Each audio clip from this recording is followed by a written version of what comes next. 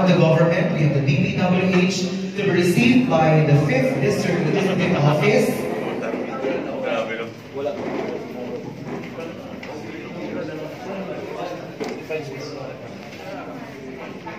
Coming from our SK, please, SK Federation representative.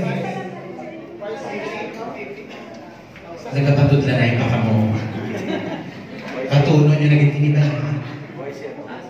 Okay, so again, coming from the DPWH to our congresswoman, to mayor, to vice mayor, the Liga president, and our SK Federation representative.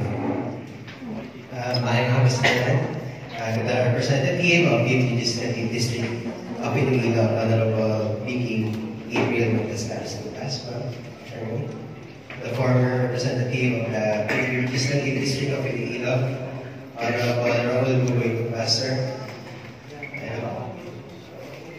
the Honorable Mayor of Municipality of Estancia, Honorable Maria Angelica Bianca Espinosa. The Honorable Vice Mayor of Municipality of Estancia, Honorable Mark Joseph Cordero. All the Sangguniang members of Estancia. The Honorable ABC President of Estancia, Honorable Arnie Ramos, our ABC President. Sa lahat po ng bumubo ng Liga ng mga Barangay dito sa Municipality of Estancia. Sa lahat po ng nandito, mga kapastanan.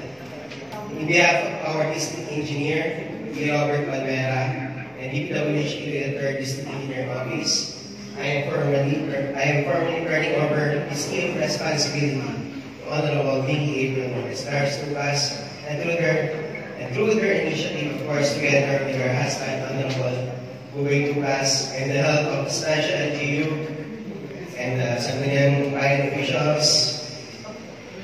We do have now very nice legal like this, which is very helpful to us, especially to the municipality of Estancia.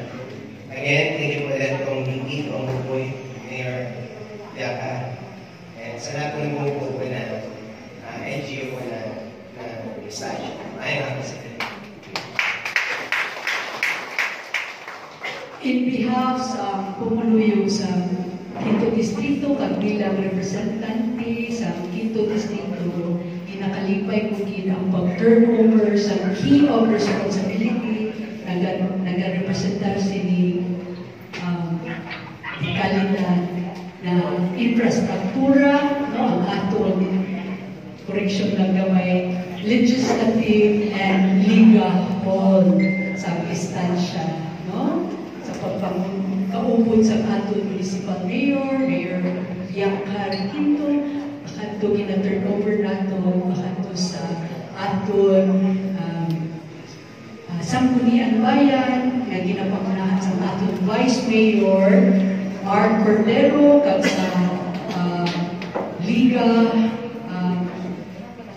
ng Estancia, sa pagpanguna sa aton Liga President, si Liga President Arlene Bacos, kag sa aton SK Federation na ginapangunahan sa aton SK Chair Iman Tingson.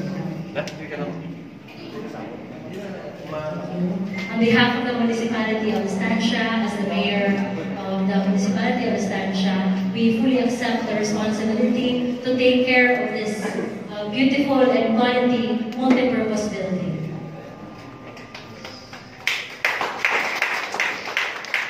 On behalf of the Municipal Council, all the SP members, we thankfully and gracefully received this beautiful building from the effort of our Congressman Buboy Tupas to now Congresswoman Vicky Tupas. Thank you again.